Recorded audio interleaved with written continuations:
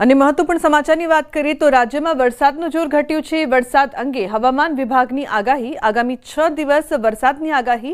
આજે દક્ષિણ ગુજરાતમાં ભારે વરસાદની આગાહી કરવામાં આવી છે। આવતીકાલે દાહોદ, પંચમહાલ, મહીસાગર, વડોદરા, છોટાઉદેપુર, નર્મદા, વલસાડ, દમણ, તાપી, નવસારી અને ભરૂચમાં ભારે વરસાદની આગાહી કરવામાં આવી છે। 28 अगस्त के लिए जो heavy rainfall warning isolated places में येलो वार्निंग के साथ कवर हो रहा है। दाहोद, पंचमहल, महिसागर, बड़ोदरा, छोटाउदेपुर, नर्मदा, भरूच, सूरत, डांग, नवसारी, वलसाड, दमन, दादरा नगर हवेली और तापी के लिए दिया। तो अरवलीना भीलोड़ा तालुकामां धोधमार वरसाद वरसी रह्यो छे। वीजळीना कड़ाका भड़ाका साथे धोधमार वरसाद वरसी रह्यो छे।